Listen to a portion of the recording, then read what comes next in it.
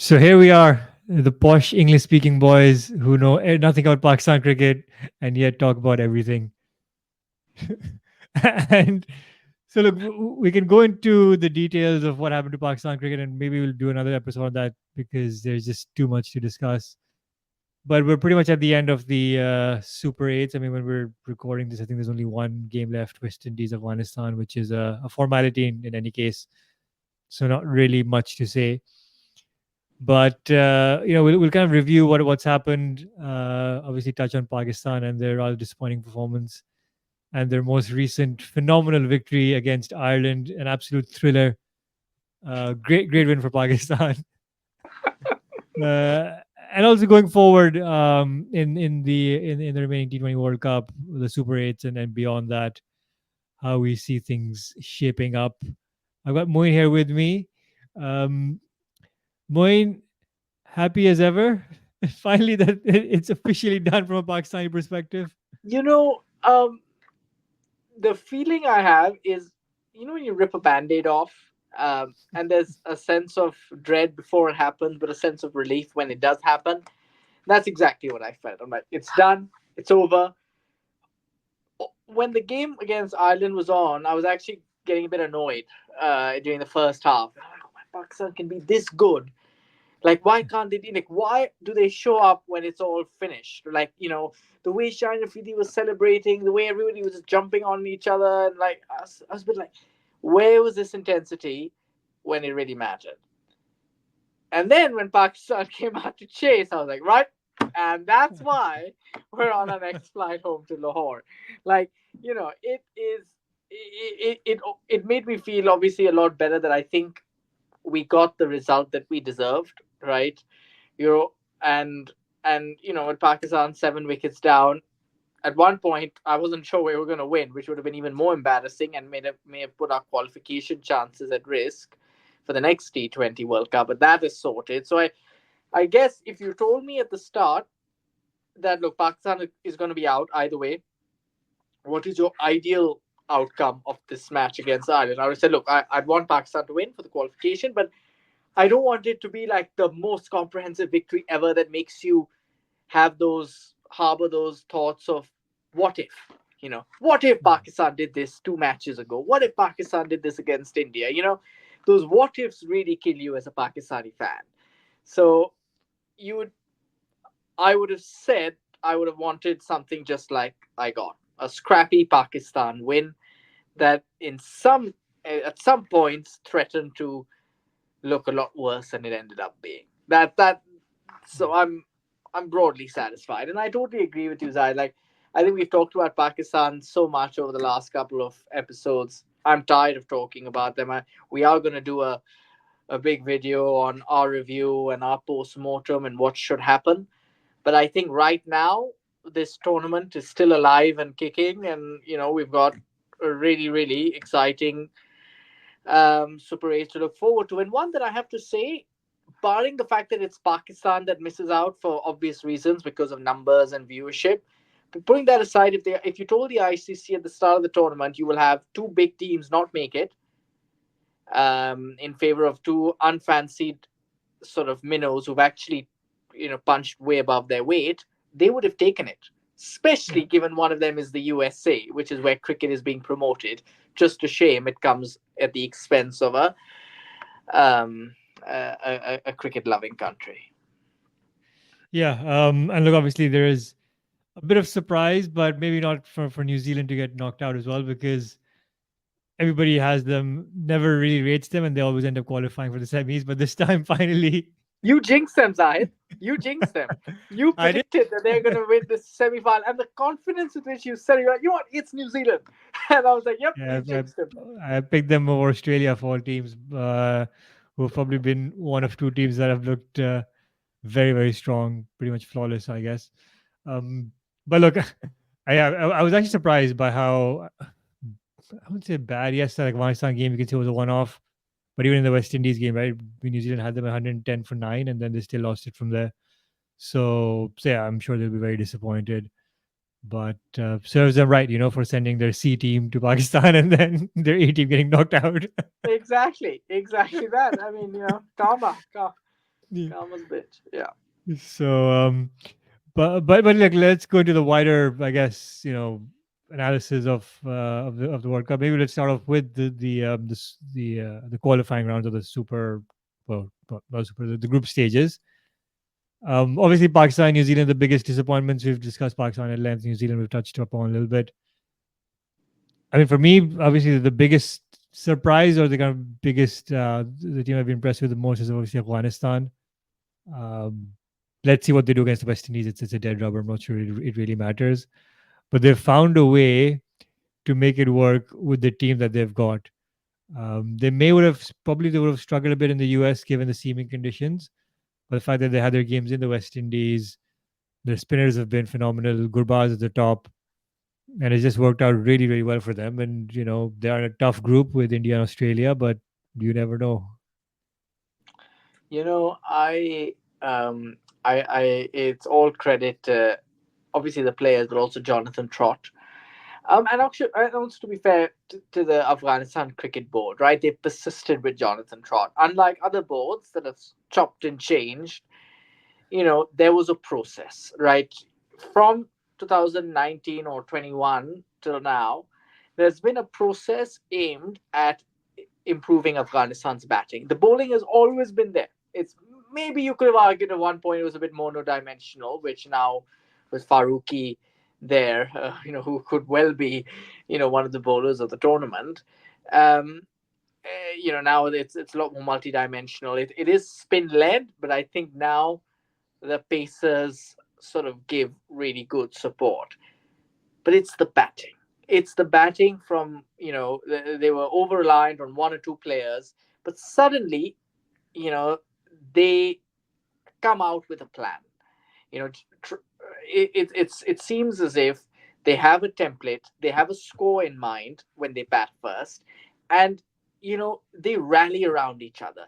If you look at them on paper, no one, you'd say, maybe with the exception of Gurbaz, would fit into most top seven eights sort of around the world. If you came up with a, like, all time, or not all time, but a current Combined, T20 yeah. World 11, barring Gurbaz, I think you're going to struggle to fit any other batter in.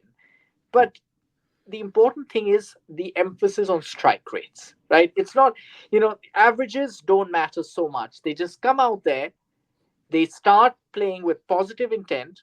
If it comes off, it comes off. If it doesn't, they know they have the bowling that will always keep them in the game.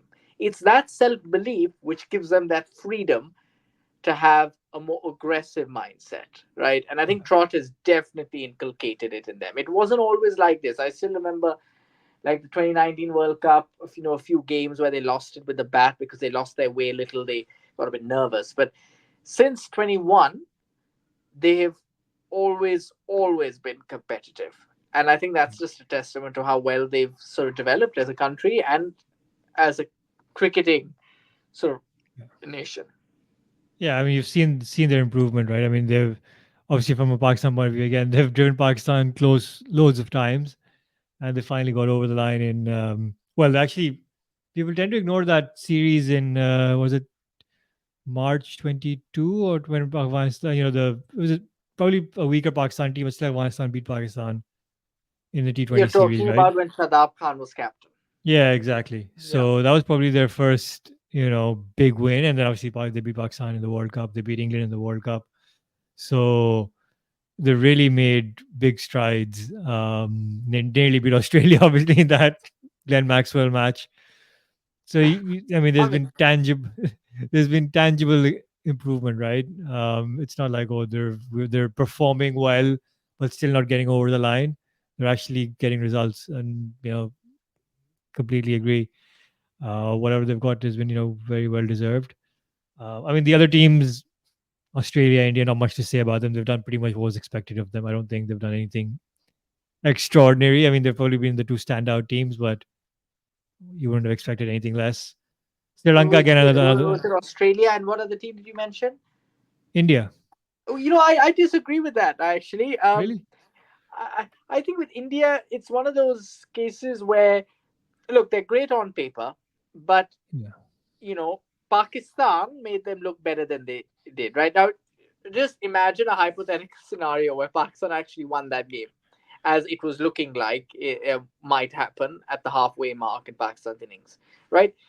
Suddenly, all manner of questions would have been asked on India's batting approach, right? Now, suddenly it's got sort of hidden under the surface because it's been well, overshadowed or outshone by Yeah. Pakistan's hopeless batting. But taking objectively India's performance in that game, I think they'd accept that they were not at their best. Certainly with the ball, and I Yeah. have to say to some extent helped by Pakistan's woeful batting, but certainly with the bat, right? And A better team would have made them pay for losing their way so remarkably, right? I mean, some of the shot selection wasn't very good, and look, we've said this before, right? I mean, India have this sort of really strong top three, top four, but you know below punt, the likes of Sky, Dubey, question of whether he plays or not. I'm not sure. Pandya, Jadeja, Akshar Patel, they're all good in isolation, but I'm yet to see all of them perform in unison, right? And this, like Sky doesn't really perform in big matches or hasn't yet done so at the international stage.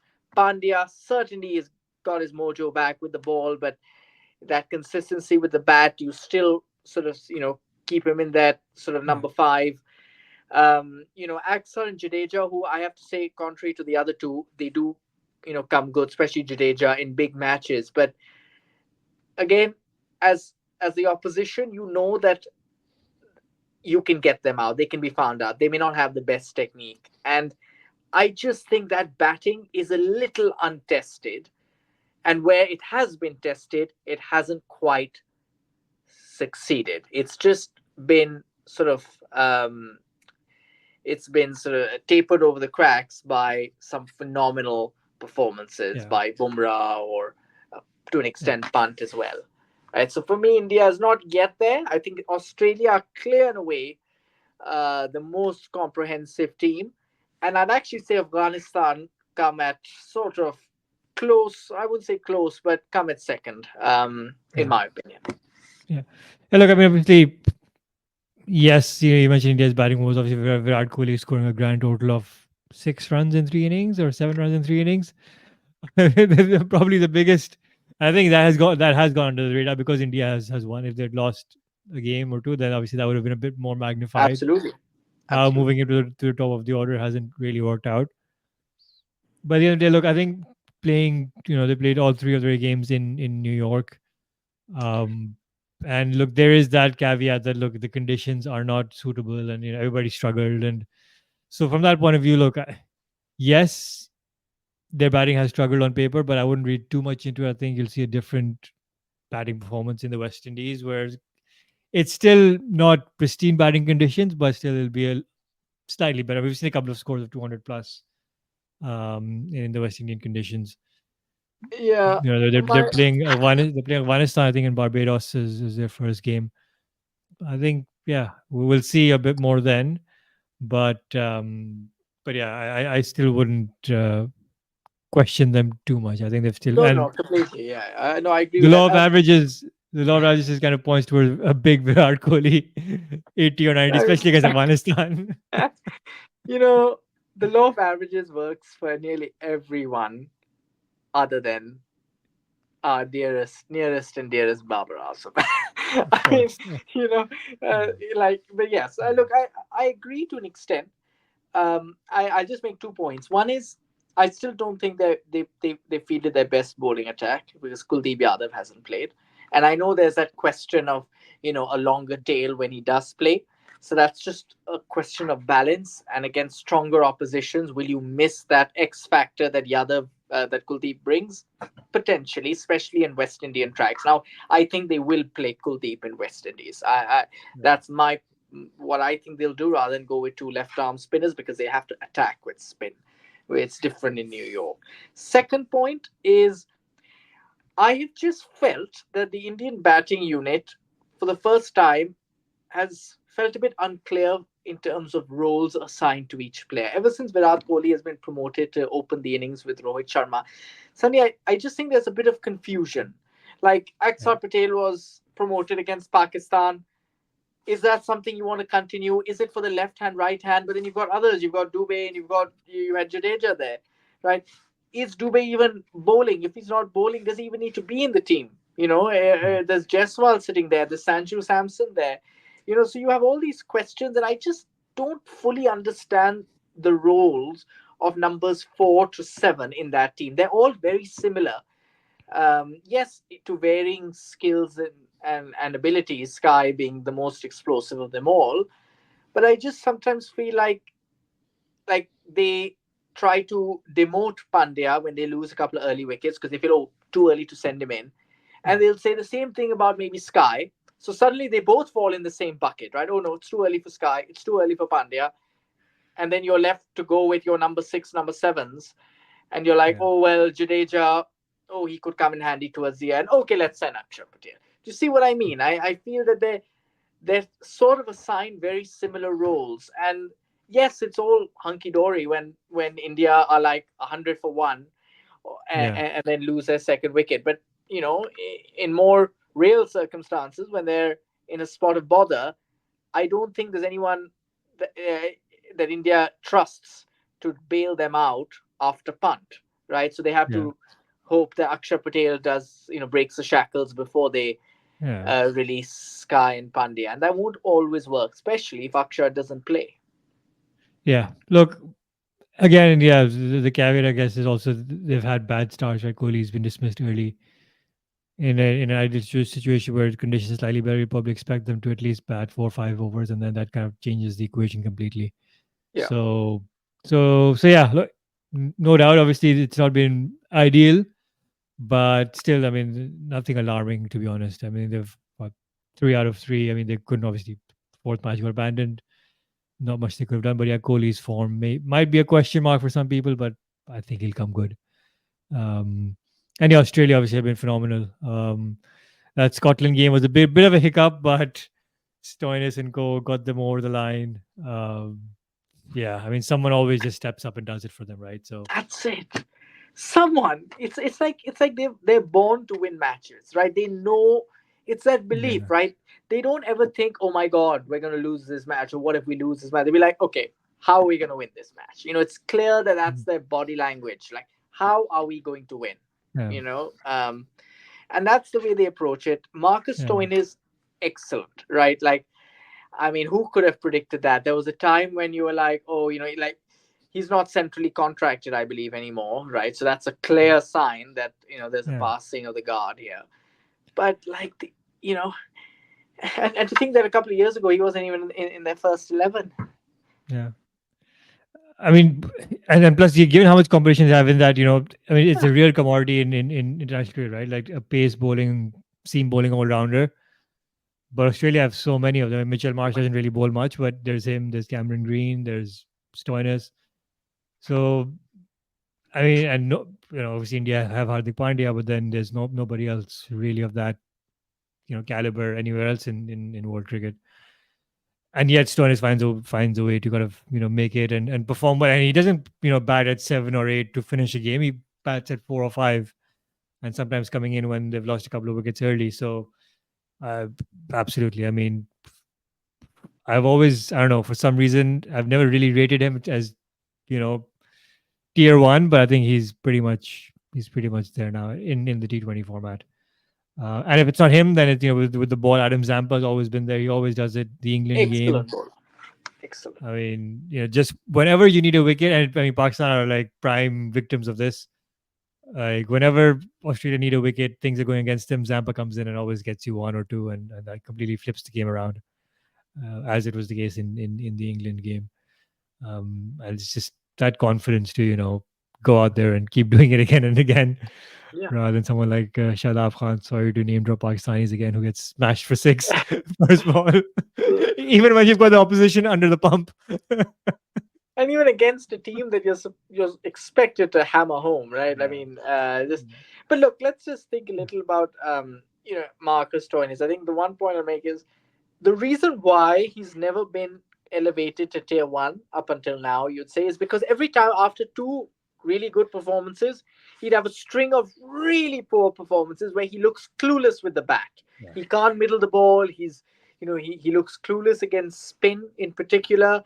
And suddenly it all just doesn't work for Yeah. him and he becomes a walking wicket. He turned into that very quickly. Something like Maxwell also. Mm. And then with the ball, you know, I've actually always rated him with the ball because I felt that he's a sort of guy, he's a partnership breaker, right? He's somebody who come in, he may not have the best record or the best stats, but he's going to come in, he's going to enforce something, cause a hiccup here and there. Yeah. If you need someone to bowl short balls just to take a chance, even if they get smacked, Stoneys will do it. He's quite a selfless, big hearted cricketer. But speaking of all rounders, right, I think there's one all rounder you've missed, a space bowling all rounder. And it's a good segue to England. Are England missing a trick by not playing Sam Curran? Man of the Yeah. tournament in the T20 World Cup in 22, right? I mean, no brainer, in my opinion, to have him at least in contention, right? I've heard commentators talk a lot about Topley and all the rest of it. I mean, clearly their bowling is weak, right? And even forget his batting, but Sam Curran, with his left arm angle, offers a sense of control that some of England's other bowlers don't. Yes, pace is one thing, but as a Pakistani, if I can accept that pace is Yeah. not everything and pace isn't pace, yeah, I think everyone else can accept it too. I think Sam Yeah. Curran and his batting is a big bonus as well. I Yeah. mean, not that they need it, but if ever they Yeah. do, which I'm sure they'll Yeah. come up against high quality bowling attacks, it, Yeah. I haven't quite made sense of it, to be honest. Yeah. It's a baffling point. I mean, the only rationale I can, I guess, think of is his IPL form was average this year. When he was at the top, a couple of years ago, he had a really good IPL. So maybe that's got something to do with why they're not going for it. They want to fit in all these flashy batters. I mean, he did play in the last game against Namibia, but I think once they realized it was a shortened game, they were okay to drop Will Jacks and put Sam Curran in. But yeah, I do agree. I don't know. I mean, but then devil's advocate, right? I mean, who would you drop instead of in place of him? Would you drop Will Yeah. Jacks? Would you drop a proper batter? Would you drop one of the pacers? Would you drop, I don't know, Reece Topley or Mark Wood or Chris Jordan? So it's very difficult to find. I don't know, to be honest, like I don't know what England find in Chris Jordan. He always plays. I didn't think he would, and he only performs against Pakistan. He is And one of still, those guys, and the English commentators love him. yeah, If Chris Jordan's underneath the ball, it will always get caught. Oh, Chris Jordan can do anything. Oh, Chris Jordan. Oh, oh, oh, was that a dive? Oh, it must be Chris Jordan. Oh, it's Moeen Ali. Doesn't matter. But Chris Jordan can always do it. And I'm like, I mean, just stop it for God's sake. Stop it. yeah, Like, he's somebody who's always promised a lot, and he's done really well in these domestic county cricket leagues and the hundred, and all the rest of it. Like he's done well, yeah, and especially at the death. But at the international stage, as you say, barring, okay, yes, he did perform in the final against Pakistan. Yeah, forget yeah, who it was against. Yes, it was against Pakistan, but he did come good then. But I just sometimes think that he can also go for lots of runs, yeah, right? And is he like an old goal or you know, like a Bumrah that you can just yeah, close your eyes and always keep picking him, every yeah, day of the week? I don't think so, right? yeah, Personally. Um, I don't think Topley and Sam Curran play in the same team. I don't think you can have yeah, two left armers, right? So if you have Jofra Archer, yeah. Mark Wood goes for loads of runs every other game, right? I mean, if you have pace Again, with Jofra, it doesn't perform against anyone against except Pakistan. but yeah, look, as you know, and for everyone watching, right, in our video on previews, I put Australia as the winner, and then I got influenced by the England Pakistan series. I'm like, oh, England is going to win the T20 World Cup. That's what Pakistan does. Pakistan inflates everyone's performances, including their own. But personally, if I had to choose the bowling attack for England, I think if England are to succeed, and I definitely Yeah, think they are a strong side, yeah, they need to improve their, or sort of just select their bowling attack with a little more yeah, pragmatism than going for flashy cricketers. For me, it's Jofra Archer, Sam Curran, and you can pick your third. But if Topley doesn't play because you already have Sam Curran, then you go with Chris Jordan. I don't mind. But yeah, for me, it's between Jordan and Topley for that last spot. Wood, yeah, I think, is going to be a yeah, bit tough with Archer. yeah. Yeah.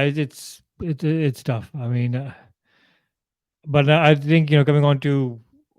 I mean, I play Sam Curran as well. Yeah, we'll find a way to fit him in, and probably, as you said, it would be in place of Topley and Jordan. Well, Topley's not been playing, so maybe in place of Jordan. I mean, that would be my personal picks. I'd have Archer, Wood, and Sam Yeah, Curran. and I'd agree with that. Yeah, Yeah, ish. Yeah. but I mean, okay, fine. Depending on the conditions, if it's a slower track, then maybe you can play Jordan as well. Yeah. But overall, I think England, they've kind of had this habit of doing the same thing in every tournament where they have like these random defeats. Okay, the Australia defeat wasn't really random, but they had a poorish game against Scotland. Rained off, lost to Australia. When they won the 2019 World Cup, they also had this random defeat. They lost to Sri Lanka. The last time in the 2022 World Cup as well, they lost to Ireland, I think it was, and then they still end up winning the whole thing. So they always have these like they never go flawless, right? Does this Winning all sound the games. familiar to you, Zahid? I mean, Not that familiar because they actually perform and get over the line. They'll have one bad result, right? It's not like consistently two, three bad results and then hoping that other teams on net run rate and this and that. They have this one off performance, yeah. but then they find a way to go through and pretty much go all the way. And that's why I think England are now a real threat because they found a way to get through, despite Mitchell Marsh's or Josh Hazelwood's efforts to keep them out. But But but still, I think I they're a threat. look, I agree. Joss Butler, I think, has led the team well. The greatest, and something I really enjoy about English cricket is that they're all quite honest, in their Yeah. reflection, in the way they play the game, in the way they think about the game. There is no pretense about, we did the best we could, we listened to everybody, Yeah. we, this, that. I mean, they're very open about it. Why do their rare failing in a global tournament since 2015-16 has been the 23 ODI World Cup. And they've been really honest Yeah. about it. Like Butler said, the reason why is because he confused freedom, I mean, giving Yeah. players the freedom to play their natural game, with a lack of direction. So, Yeah. in his pursuit of giving everyone freedom, he felt that he didn't give enough direction. So, his players may have been a bit confused as to sort of, Yeah. what strategic direction of the team in every game was, right? So he accepts that there is a trade off there and it's about striking that balance. I would never in a million years hear certain other teams have that level of honesty, right? And Yeah. you can tell, like, now there is, yes, okay, all the performances haven't been like flawless as you say, but I mean, against, like, when it really matters, they come good, right? And Yeah. they all come in like that. The shortened game just recently, it at one point you're like, oh, okay, there's a look, and then it's like a switch. You're like, all right, it's now or never, boys, and bam, Yeah. bam, bam, Yeah. bam, The bam, start slow. The bam. first 2 overs they had like 14, 15 runs, right? You're like, 14 oh runs, wow, yeah. if in 10 overs if they get to like 90 or something, then game might be on. And then they just took it away, 120 or whatever. And even the previous game, right? The Oman game where they needed to get the run rate up. I mean, okay, getting them up 47, yes, but then chasing it in 3 overs. I know It's certain teams, unreal. again, sorry to do this, I would take 14, 15 overs to chase that down as well. But just that clarity, Phil Salt, first ball six, second ball six, third ball out. Like, it doesn't matter, Yeah, right? it doesn't matter. Like, there's, you know, they have confidence and they have security, but yet Yeah, they don't take that security for granted. I mean, it's a great yeah, culture, right? And and yeah, and and you feel it, and you think that, I think they're going to go far in this tournament. Do I still think they're going to win?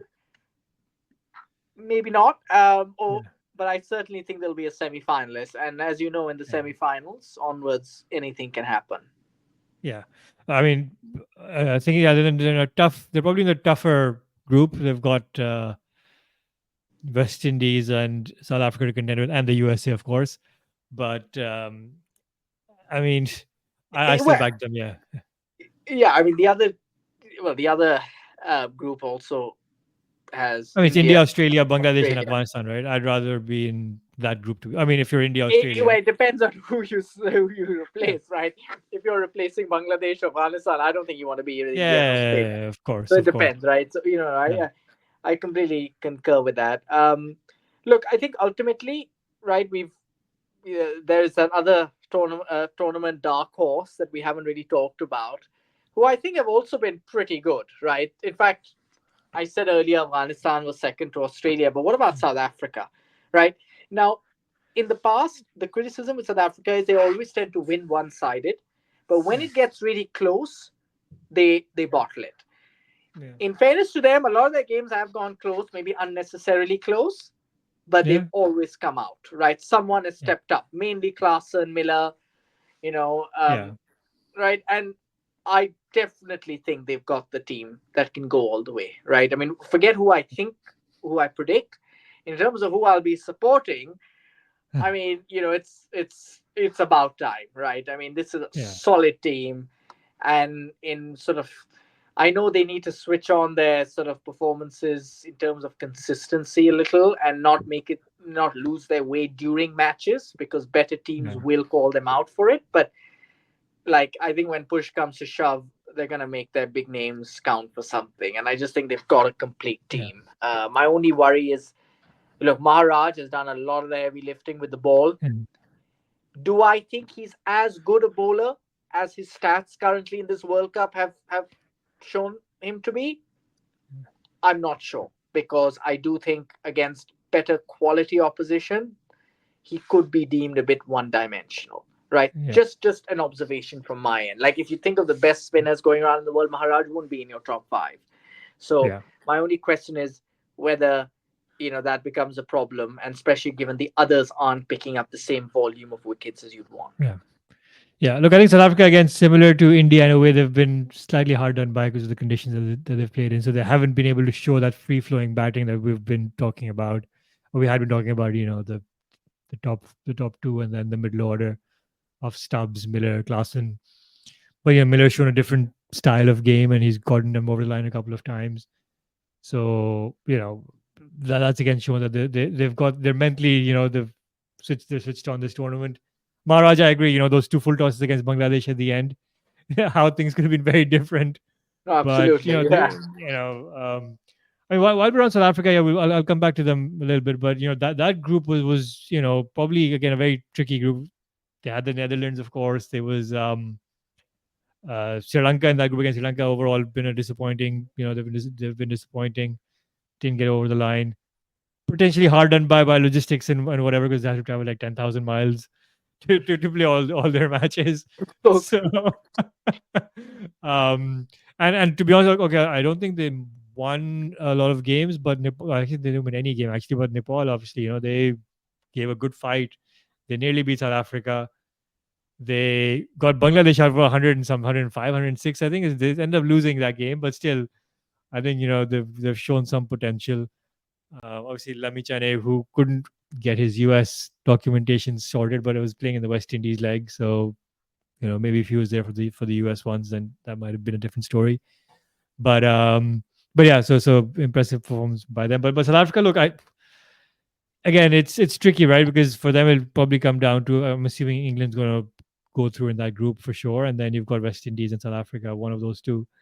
And to be honest, on their day, anyone can do it, right? So I would have South Africa as slight favorites just because I don't know they're slightly more experienced and they're South Africa.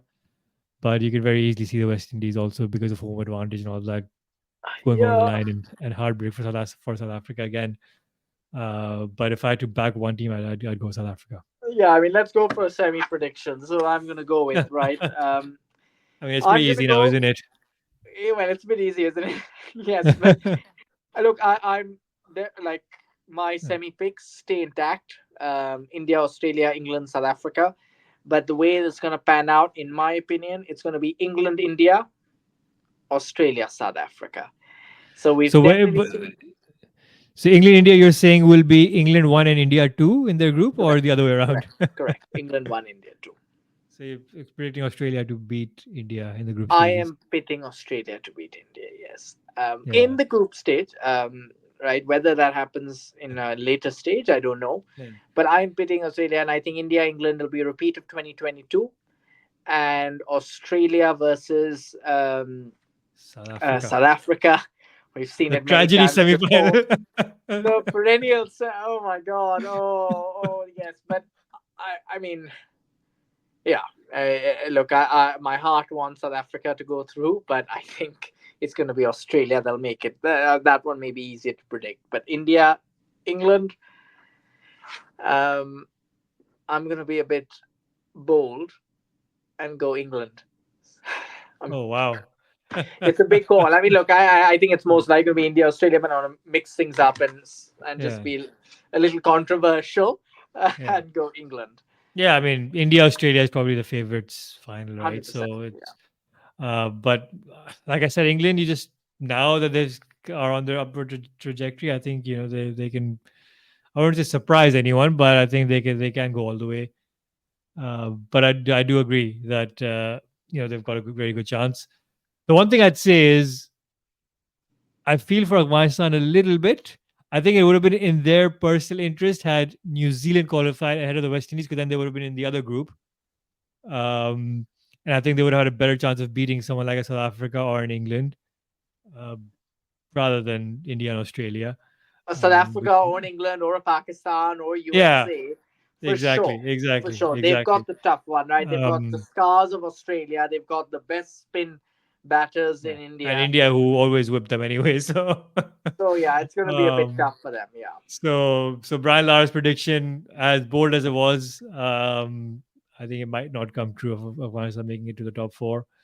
Um, I'll maybe slightly change it. I don't know. Look, I want South Africa to do well, but I don't know, something in me just says West Indies might just pull it off, and they might qualify, and we might see England, West Indies. I think the order will be the same. It'll be England, India, West Indies, Australia, in Australia, India final. I had India to win, so I'll probably stick to that. Well, I Huh. originally I had Australia to win, and then I changed it to England. So I don't know who I have anymore. I don't know whether we're basing it on our previous episode or what I actually submitted. But Yeah. I actually think it's going to be, well, I hope it's going to be an England Australia final, because then either way, Yeah. I can claim to be right. But that's certainly my heart talking. Yeah. Do you want to do a quick rapid fire as to your first round or group stage awards of the tournament? Not the actual Let's do it. tournament itself overall, but Let's do it.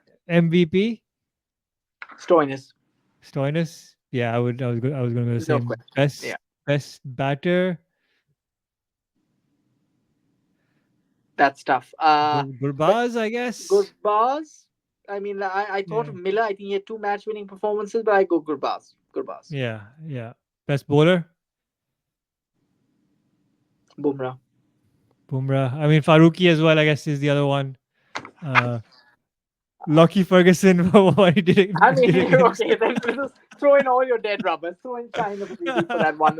I mean, I like, you know, look, Lockie Ferguson has a lot of potential, right? We've said it for a Yeah. long time now, but he just needs to get that consistency up there. Like, it's just not good enough to do Yeah. it in like a dead rubber. So no, I look, Yeah. it's a close one. It's either Faruqi or Bumrah.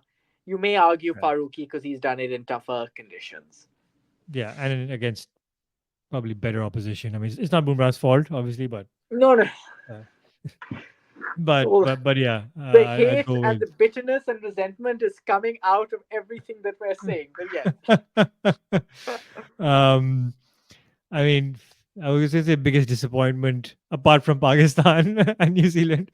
um, Yeah, look, I think it's yeah, been Florida.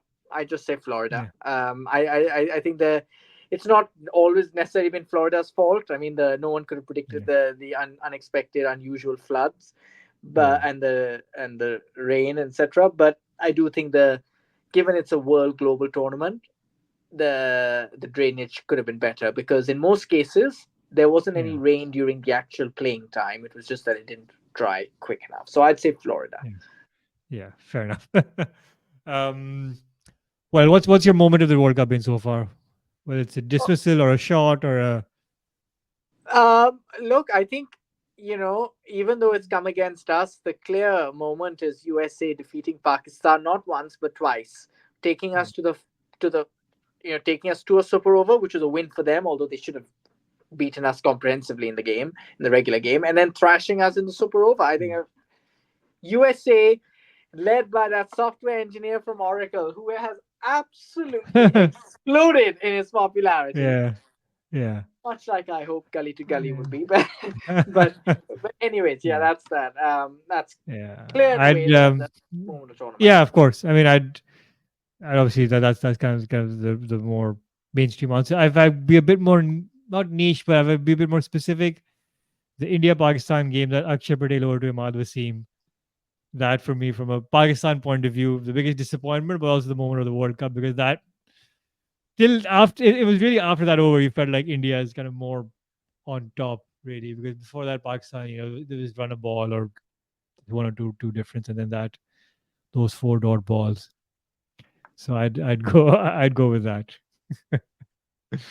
But I'm sure. I mean, there've been many others. I mean, it's been a bit difficult as well from our point of view to watch some of the middle of the night games. Um, but I'm sure there's been some more exciting moments, and we'd love to hear from our fans watching as well what they think has been their moment of the World Cup so far.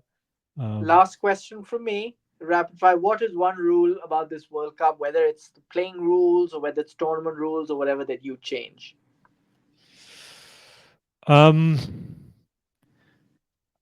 I mean, well, for one, like you say, there's no point in having grounds host tournament if they don't have proper drainage facilities. That's not really a rule as such, to be honest.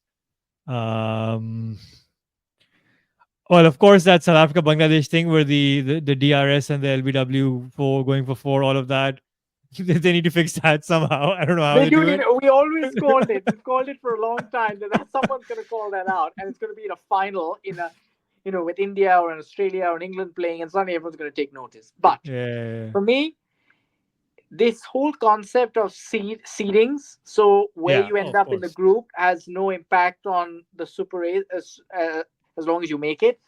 For me, makes the group stages, Mm. unless there's any upset, it makes it quite redundant, right? There's less riding on it, Yeah, because even if India beat Pakistan, Pakistan beat India, or same with Australia, England, the seedings remain the yeah, same, and it's pre-decided. I know why they're doing it. They're doing it for viewership. People have booked their tickets just so that people can plan in advance. yeah, But from a pure cricketing viewing perspective, it's far more interesting to have the where you end up matter, yeah. right? And Of then course. suddenly every permutation matters. Every game is important. So that's Yeah, what I change. yeah. Like the Australia Scotland game, Australia literally had like they had nothing to gain from winning If or losing that anything, they had match, more to right? gain by losing, which is just Yeah, not the right behavior, right? Suddenly you want yeah, them to win and be top, and yeah, suddenly that would have some sort of benefit. I don't know. yeah, Now, you might argue that you may actually benefit by being second because their other group is weaker. And, yeah, and and just depending on how results in other groups go, yeah. but you may actually want to lose. So look, that still may be an issue if seedings are Yeah. not pre-decided, but I think all in all, you want people to watch these group stage games with Yeah. more interest. Yeah. I I don't think they've got that. Yeah, I think format wise, look, yeah, I know there's lots said about how this is probably a little less forgiving format, but that's how T20 cricket is, and I think this is how it should be if you want to promote the game and bring in the so-called Completely agree. associate nations. Completely agree. In hindsight, I do agree with it, although it's not working in Pakistan's favor for the second time. The same thing happened in '07. But I think this is one way that it should work. I like this better than that the pre-qualifying rounds because that doesn't make sense because you still have the associates playing against And each other and then also, they get knocked out, so it yeah, doesn't and really also, make a in difference. this you have five teams, right? Not four. In Yeah, 2007 you had four. So you lose one, good, game over. But here you yeah, have five. You still have a chance. Like Pakistan could yeah. have still made it if Ireland beat the Mhm. USA, which is possible. But look, The- ultimately, at the end, everyone has it in their own hands, yeah, right? And if yeah. you mess it up, you mess it up. End of.